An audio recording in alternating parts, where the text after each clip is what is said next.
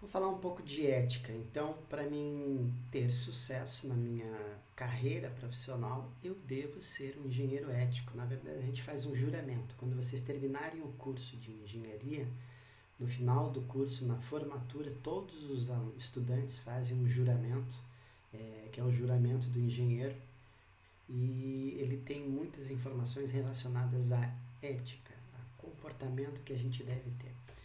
E aqui entram questões como o comportamento do ser humano, regras de interação em sociedade e conceitos relacionados ao engenheiro especificamente. Então, o que se espera do comportamento do ser humano?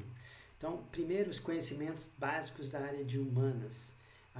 E você vai fazer isso através da leitura de livros, revistas e da convivência com pessoas da área de humanas. É importante você entender, mesmo que você seja um engenheiro, que você goste de matemática, que você goste de física, química, programação, que você goste da área de exatas, que você entenda e valorize a importância das disciplinas dos outros cursos e das outras profissões e das outras áreas do conhecimento. E a área de humanas ela é fundamental, que ela trata e descreve uma série de questões relacionadas ao comportamento do ser humano como indivíduo, ao comportamento de grupos de pessoas e ao comportamento da sociedade em geral, do tecido social e de como funciona a sociedade. Então é fundamental que você, como engenheiro, tenha esse entendimento, até porque em muitos casos a gente enfrenta certas situações em que este conhecimento é fundamental. Então a gente está tendo agora o problema da Covid-19, que tem deixado muitas pessoas preocupadas com relação ao futuro, o que vai acontecer, quanto tempo nós vamos ter que ficar em isolamento, se a descontração desse isolamento ele vai ser para todo mundo ou vai ser para algumas pessoas, paulatino, como é que vai ser feito, quais são as profissões que vão ser liberadas antes, quando é que vão retornar às aulas e assim por diante. Então, essas questões elas estão associadas não só a uma questão econômica, a uma questão relacionada às linhas de produção, às interdependências entre as linhas de produção para fazer com que as coisas funcionem, mas notadamente com relações a questões humanas. A gente tem ali um problema de que os mais idosos são os que estão mais sujeitos a ter um problema mais sério com a doença, mas até que ponto a gente vai poder manter um idoso preso durante tanto tempo? O que vai acontecer com o comportamento desse idoso? Como é que a gente vai fazer para manter ele bem e saudável? Tanto do ponto de vista físico quanto do ponto de vista mental.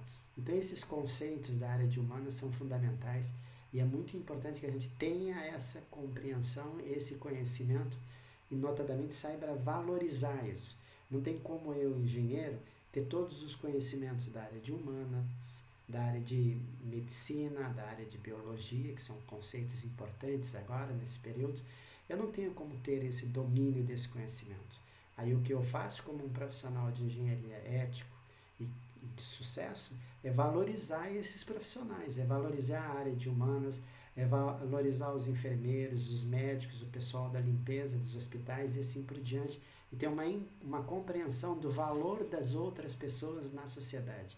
Valorizar o próximo, valorizar os outros.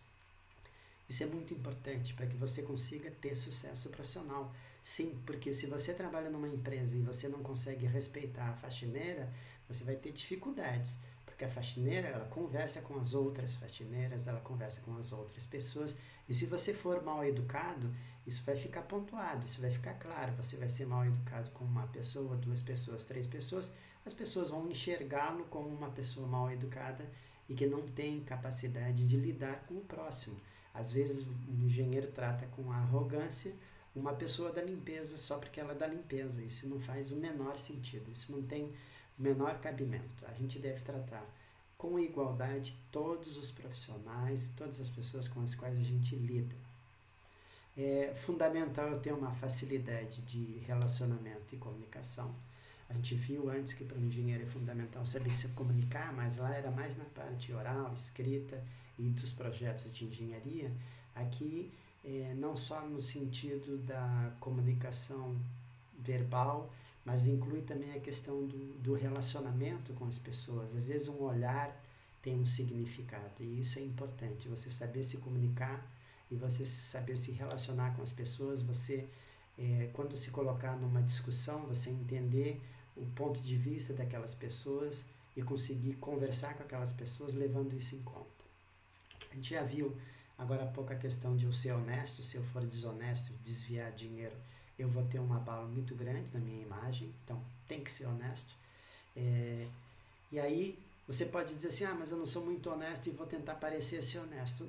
Olha, o que eu posso te dizer é o seguinte, você pode até tentar enganar durante um período, mas a gente não consegue enganar as pessoas durante muito tempo. Então, o mais fácil é ser honesto e ser correto, porque pode demorar um pouco mais para você obter sucesso, mas com certeza é o que vai te dar um resultado mais claro. Não tenho nenhuma dúvida disso. E aqui é importante também essa compreensão de que eu devo fazer o bem sem olhar a quem. A impessoalidade. Tente, na medida do possível, ser impessoal. Se você tem, professor, a gente lida com alunos que são candidatos a bolsas de iniciação científica, mestrado, doutorado, e às vezes a gente tem que fazer uma seleção. Então a gente tenta ser o mais impessoal possível. A gente não leva em conta as características daquela pessoa, cor, raça, religião, nada disso interessa.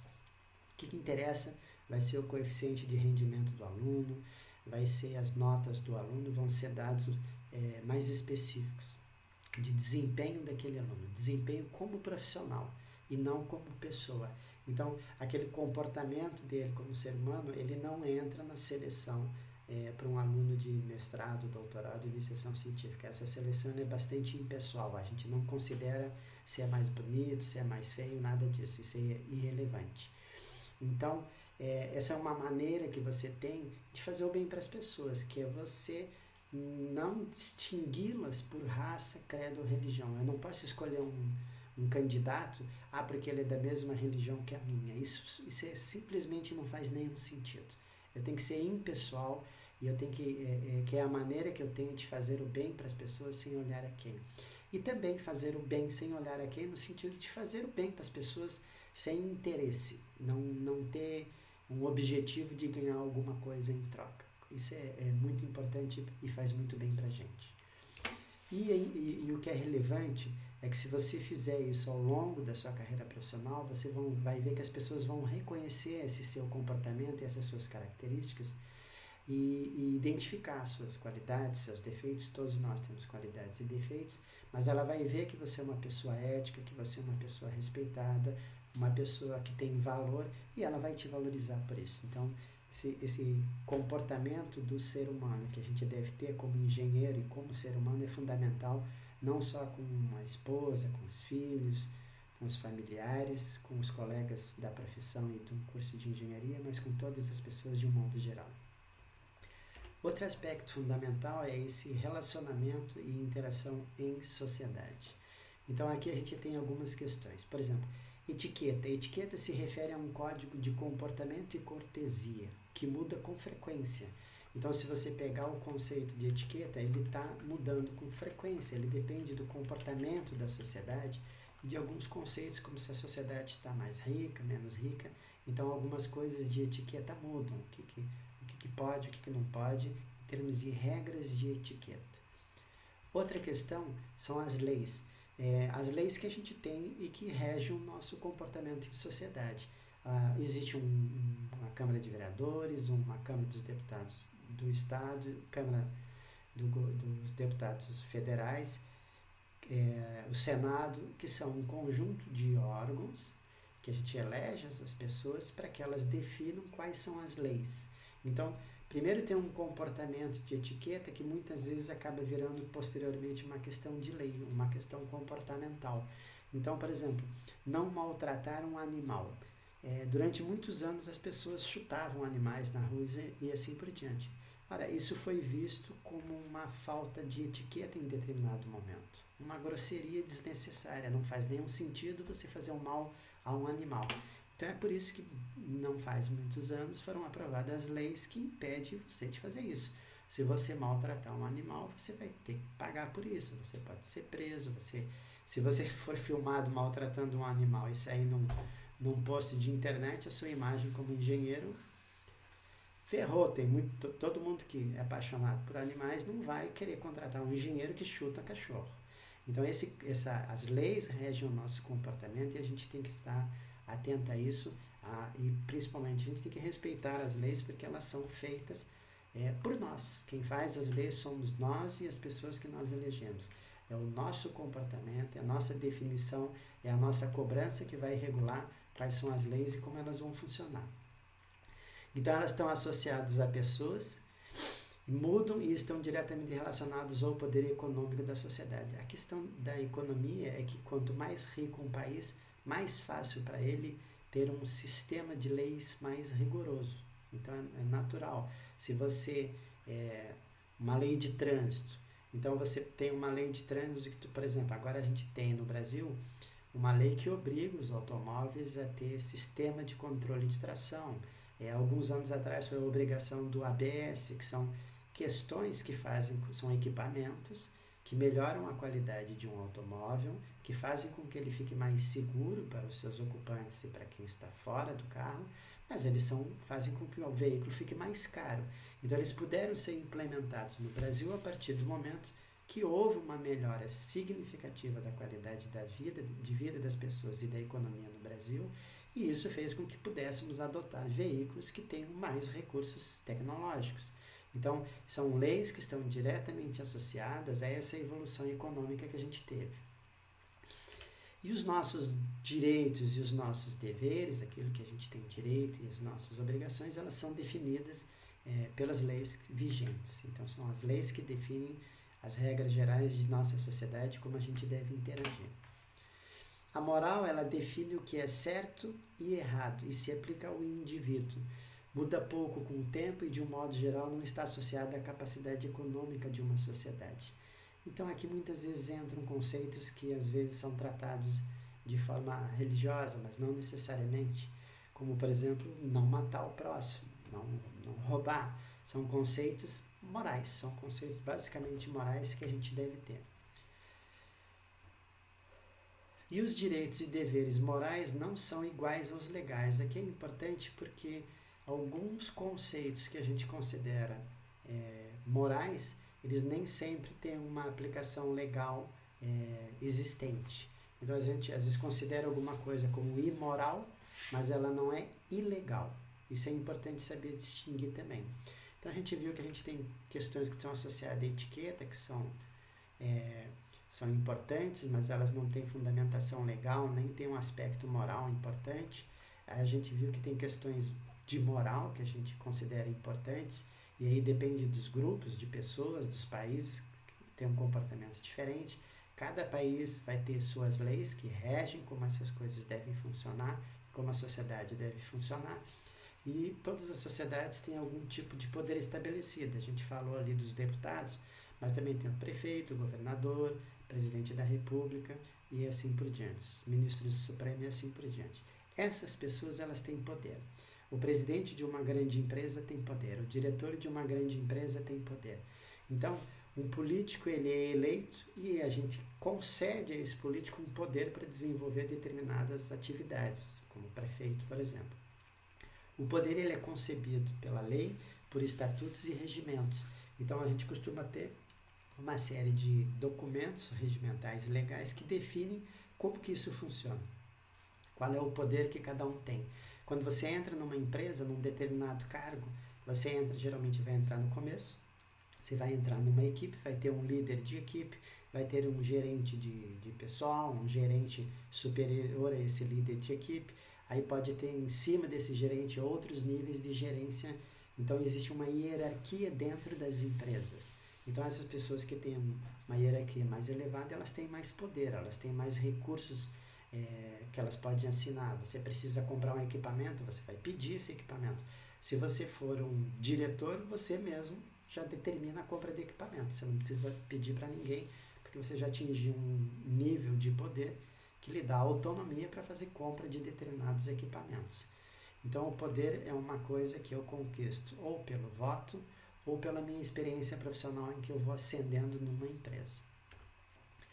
O funcionário que cumpre seu horário, é eficiente, é honesto e se dedica e trabalha de forma coletiva, Se você é competente, eficiente, comunicativo, se você é ético e você é produtivo, e você sabe se relacionar com as pessoas que estão à sua volta, a tendência é que os outros engenheiros, geólogos, geofísicos, as outras pessoas passem a te valorizar muito.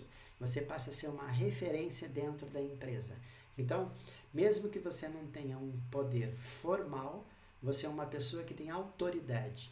Muitas vezes um engenheiro mais antigo dentro de uma empresa, um engenheiro muito respeitado, ele não tem nenhum poder formal, ele não tem a caneta para assinar nada, mas ele é muito ouvido e muito respeitado. Então a gente diz que esta pessoa, ela tem autoridade. Ela tem autoridade pelo seu conhecimento, pela sua eficiência e pela sua história. E muitas vezes é muito importante você buscar ter mais a autoridade do que o poder em si. É muito bom você ter essa autoridade, você ser respeitado pelas pessoas e você ser ouvido pelas pessoas. Finalmente a gente vai falar, para terminar esse tópico de ética, de engenheiro ético. E aí aqui a gente tem alguns detalhes. Então aqui, engenheiro ético. Ele é reconhecido e respeitado pela instituição onde se formou e pelos seus professores e colegas, ou seja, ele tem autoridade. Ele tem conhecimento e respeito pelo código de ética da sua profissão. Quer dizer, não é só uma questão de fazer o juramento no final do curso. É você cumprir com aquilo que você prometeu no seu juramento. É você se atualizar sobre o que é o seu curso, sua profissão, se manter atualizado para poder manter o seu juramento. Dentro do juramento, a gente vai ver que você tem questões técnicas, você tem que estar constantemente atualizado, por isso você tem que estudar constantemente. E aí a gente vai ver agora algumas posições do livro do Holtzapfel sobre engenheiro ético.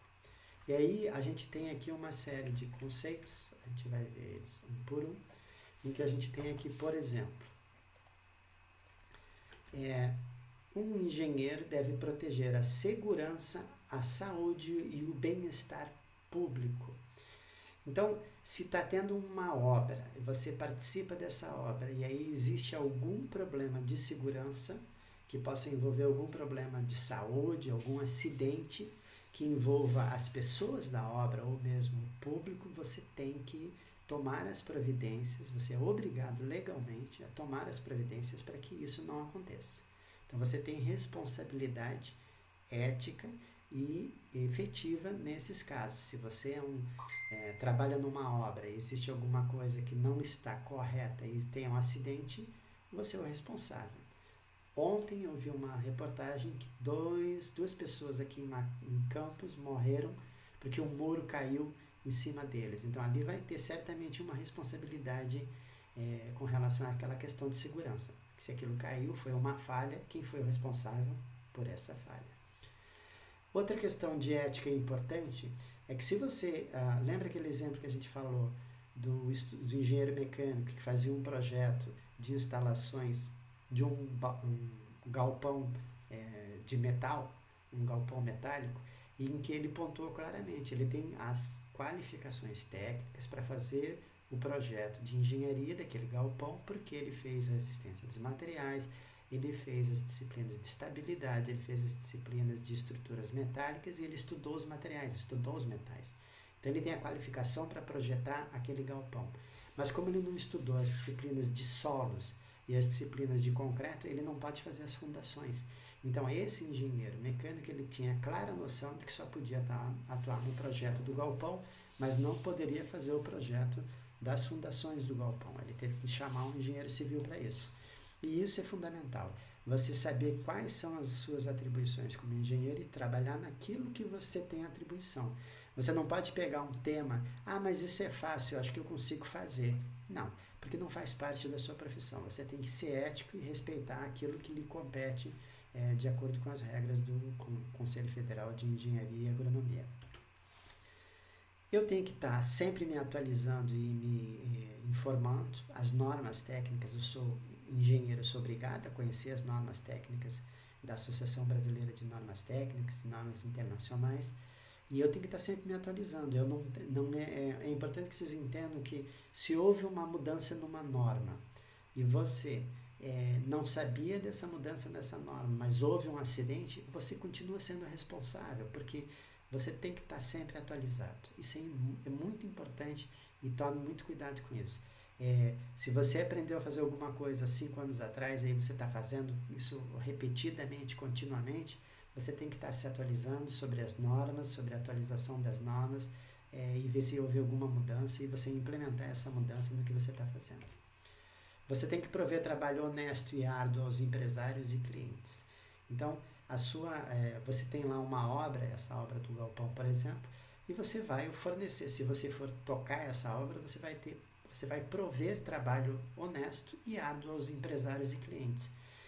Outros empresários que você vai contratar, você vai ter que comprar lá o cimento, a areia, a brita para fazer as fundações, vai ter que comprar ferro, vai ter que comprar estrutura metálica, vai ter que contratar soldadores, vai ter que contratar uma equipe para fazer esse serviço. Isso significa que você está provendo trabalho para os outros também. Então, a gente, quando desenvolve um projeto de engenharia que vai ser executado, a gente não só a gente foi contratado para fazer esse projeto, mas o resultado do meu trabalho é a contratação de outras pessoas num ciclo de prosperidade para a nossa sociedade. Eu tenho que informar as autoridades competentes sobre as atividades danosas, perigosas ou ilegais, que segue esse item aqui de segurança. Então, eu tenho que informar se tem algum problema. Se você foi fazer uma obra e encontrou lá uma tubulação que não era para estar lá, você tem que informar e solicitar que sejam feitas as correções devidas. O engenheiro ético, ele também deve se envolver com assuntos cívicos e comunitários. A gente falou já da Sociedade de Engenheiros de Petróleo, a SPE, que a gente tem unidades em Macaé, que ela já foi premiada. A gente tem sessão estudantil aqui no capítulo estudantil do LENEP, do nosso curso, e eles desenvolvem uma série de atividades relacionadas à comunidade. Então, é um envolvimento dos engenheiros, dos nossos alunos e dos nossos professores com a comunidade no desenvolvimento de ações coletivas. A gente já falou mais de uma vez, mas é fundamental pontuar que para que você seja um engenheiro ético, você tem que proteger o meio ambiente, a flora e a fauna de forma permanente. Em hipótese alguma, aceitar propina, presente ou qualquer coisa que signifique uma vantagem indevida, simplesmente agradeça o presente, mas não fique com o presente. Se você for funcionário público, até tem um valor. Se a pessoa quer te dar se uma empresa vier visitar o nosso laboratório e quiser me dar um notebook, eu não posso aceitar. Se ele for me dar uma xícara de R$5, eu posso aceitar. Então, existe até um valor definido por lei que define o que é uma propina ou não. Se a pessoa for lá e te der uma coisa de valor irrelevante, você até pode aceitar para não passar uma ideia de rejeição àquela pessoa ou àquela empresa.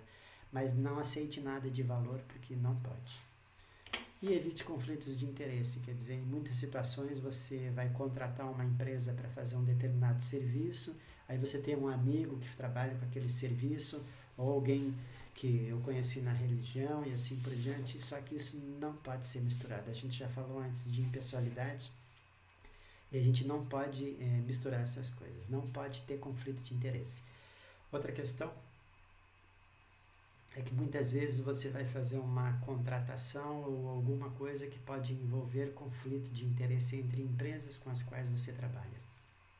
Se você trabalha numa empresa, você tem que respeitar a empresa que você trabalha e você tem que estar focado na sua empresa. Você não pode, em hipótese alguma, prejudicar a sua empresa. Isso seria extremamente antiético, porque é a sua empresa que está pagando o seu salário. Então, não faz nenhum sentido você prejudicar a empresa em que você trabalha. Então, são esses os conceitos definidos no livro do Holtz e Zeppo, de 2006, e que são conceitos que se espera de um engenheiro ético. Então, essas são as questões fundamentais que a gente tem, né? O nosso reconhecimento, o conhecimento das leis e dos códigos éticos da profissão, e uma série de conceitos que valorizam a ética, que valorizam o comportamento de um profissional, de um engenheiro, e que eu devo levar em conta ao longo de toda a minha vida profissional.